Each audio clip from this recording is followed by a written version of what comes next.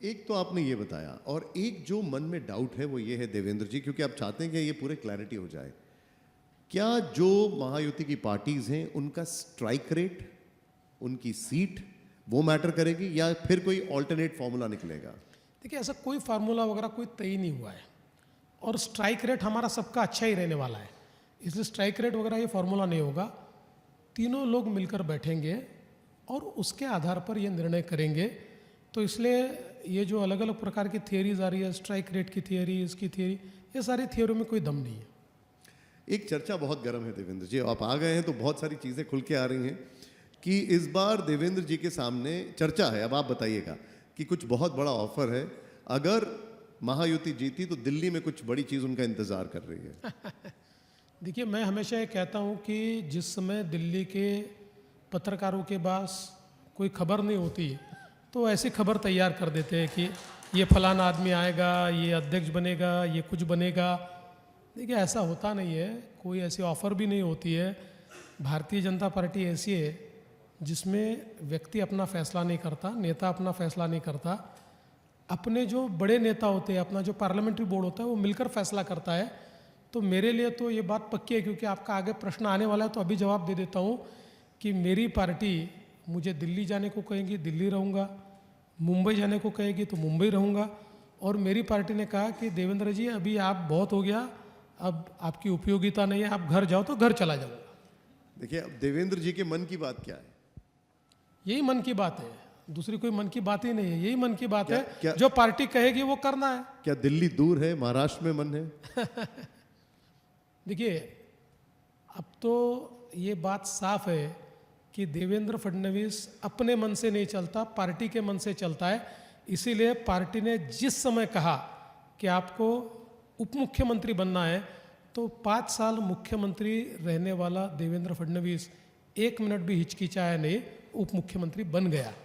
तो इसलिए हमारे लिए हमारा वजूद नहीं है, क्योंकि हम ये जानते हैं मेरा वजूद मेरी पार्टी के कारण है। मेरी पार्टी ने मुझे मुख्यमंत्री बनाया, इसलिए मैं मुख्यमंत्री बना। मैं कोई टैग लेकर पैदा तो नहीं हुआ था, या कोई ऐसा राजपत्र लेकर तैयार नहीं हुआ था कि इनके बाद इनका नंबर है इसलिए ये मुख्यमंत्री बनेंगे। मेरी पार्टी ने मुझे अवसर दिया तो मैं मुख्यमंत्री बना। इसलिए मुझे लगता है कि जो फैसला करेगी पार्टी वो फैसला मंजूर करूँ। लेकिन देखिए, इसके लिए तो मैं चाहूँगा एक बार जोरदार ताली हो। जिस तरीके से आपने अपनी पार्टी का जो उनका स्टैंड था वो एक्सेप्ट किया, लेकिन एक स्टेटमेंट, अगर मैं गलत नहीं हूँ तो मुझे याद आ रहा है, आपने कहा था कि जब ये फैसला हुआ तो मुझे भी थोड़ा झटका लगा था और थोड़ा सा हैरानी हुई थी।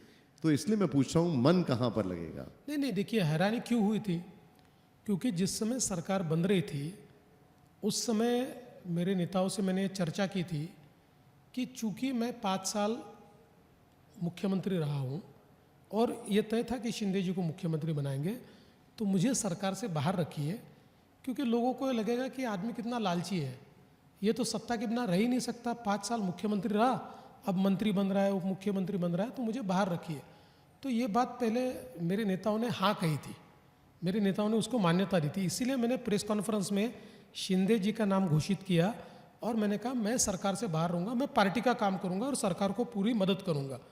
लेकिन उसके बाद पार्टी ने ये सोचा कि भाई मेरी ज़रूरत है अंदर ये सरकार चलाने के लिए, तो पार्टी ने जब मुझे कहा तो थोड़ा झटका इसीलिए लगा कि अरे ये तो तय हो गया था कि मैं बाहर रहूँगा, अब पार्टी कहती है। लेकिन मैंने 1 मिनट भी सोचा नहीं, मैंने प्रतिवाद नहीं किया, मैंने कहा ठीक है जो आप कहते हैं मैं करूँगा। इस विषय में मैं आप इस चैप्टर को क्लोज कर रहा हूँ। एक लास्ट सवाल इस विषय पर, चाहे वो शंकर चौहान हो या नारायण राणे हो, मुख्यमंत्री बनने के बाद ये कैबिनेट में गए, इसीलिए मन में सवाल आता है कि क्या एक ऑप्शन देवेंद्र जी के लिए वहां पर है? जी, मैं समझा नहीं। चाहे वो शंकर चौहान हो या नारायण राणे हो, महाराष्ट्र की पॉलिटिक्स के बाद वो केंद्र में कैबिनेट में आते हैं और इसलिए मैं पूछ रहा हूँ क्या ये ऑप्शन है एक आपके सामने? देखिए, मेरी उपयोगिता जहाँ पर मेरी पार्टी समझेगी वहाँ मुझे ले जाएगी, जो काम देगी। देखिए, देवेंद्र फडणवीस ने जो काम स्वीकारा, आप देख लीजिए, मेरा इतिहास निकाल कर देखिए। अब मैं तो विधानसभा में 25 साल पूरा कर रहा हूँ, मेरा इतिहास निकाल कर देखिए, जो रोल मुझे दिया, जो रोल मैंने पूरा न्याय किया। मैं अपने आप को झोंक देता हूँ, इसलिए जो काम कहेंगे दिल्ली, मुंबई, नागपुर, घर जाओ, हर चीज़ में पूरी जान झोंक देना, ये मेरा काम है। अब क्योंकि पुरानी बातें छिड़ गई हैं तो एक स्टेटमेंट मुझे आपका याद आ रहा है। आपने कहा कि शरद पवार और एनसीपी आपके संपर्क में थे लोकसभा चुनाव के दौरान। क्या हुआ था वो वाकया? विधानसभा चुनाव में, हाँ, पिछले विधानसभा में। देखिए अभी ये तो क्या है, ये सारी चीज़ें पुरानी हो गई, थोड़ा छोड़ कहानी दीजिए। बता दीजिए एक बार। नहीं, ऐसा है कि जब नई सरकार बनने का वक्त आया और ये ध्यान में आया कि उद्धव जी को कुर्सी बुला रही है और उद्धव जी हमारे साथ नहीं आएंगे, ऐसे समय एनसीपी से कोई प्रस्ताव हमारे पास आया था, तो हमने उस पर विचार किया और हमने कहा कि चलो राजनीति में तो जिंदा रहना पड़ता है, अगर उद्धव जी हमारे साथ इस प्रकार से बर्ताव कर रहे हैं तो इनके प्रस्ताव पर विचार करें। तो इसलिए फिर हमारी कुछ मीटिंगें हुई, शरद पवार जी के साथ हुई, ये तय हुआ हम मिलकर सरकार तैयार करेंगे। हमने सारे निर्णय ले लिए और निर्णय लेने के बाद जब बस शपथ लेंगे ऐसी परिस्थिति आई तो शरद पवार जी पीछे हट गए और उन्होंने अपना फैसला बदल लिया। उन्होंने फैसला बदला लेकिन अजीत दादा हमारे साथ आए और हम लोगों ने वो जो आपने दिखाया 72 घंटे की शपथ, ये उस समय हमने ली थी।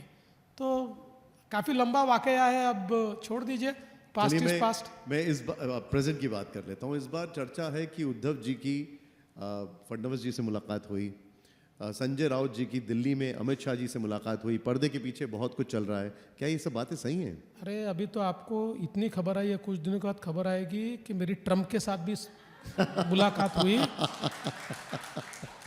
और उनको भी चुनकर लाने के लिए मैं ही प्रयास कर रहा हूँ। आप छोड़ दीजिए, खबरें कुछ भी बनती है।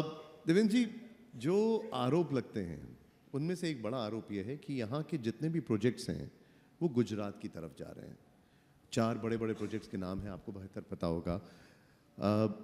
और जो डेवलपमेंट का काम होता है वो काम आगे नहीं बढ़ रहा है, वो काम गुजरात की तरफ जा रहा है। इसके बाद मैं आपसे एक और चीज़ पूछूंगा इसमें। देखिए हमारे जो विरोधी लोग हैं ना, गुजरात को ज़रूरत ही नहीं, उनको कोई पब्लिसिटी की ज़रूरत ही नहीं है। हमारे जो विरोधी है वही गुजरात के ब्रांड एम्बेसडर है, वही रोज़ गुजरात की तारीफ करते हैं। मैं एक छोटा सवाल पूछता हूँ कि देश में जितना विदेशी निवेश आया उसका 52% महाराष्ट्र में आया। नहीं, लेकिन इसका एक काउंटर भी है देवेंद्र जी। नहीं, हाँ। बात पूरा सुन लीजिए। Sure. 52% महाराष्ट्र में आया और हमारे बात के जो है ना, गुजरात, कर्नाटका, आंध्र प्रदेश, तमिलनाडु, सबको एक साथ मिला दीजिए, उससे ज़्यादा निवेश हमारे पास आया है।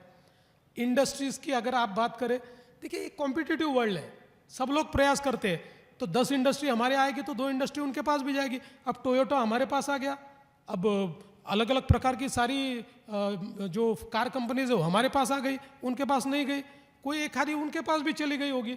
लेकिन आज देश में सबसे ज़्यादा निवेश महाराष्ट्र में, देश का स्टार्टअप कैपिटल महाराष्ट्र, देश के सबसे ज़्यादा यूनिकॉर्न महाराष्ट्र में, देश में सबसे ज़्यादा डेटा सेंटर महाराष्ट्र में, देश का डेटा सेंटर कैपिटल महाराष्ट्र बन गया। 65% डेटा सेंटर कैपेसिटी हमारी, देश का सबसे बड़ा पोर्ट महाराष्ट्र में, जो देश का अभी सबसे बड़ा पोर्ट है JNPT, उससे 3 गुना बड़ा पोर्ट अभी वाड़वड़ में हम तैयार कर रहे हैं।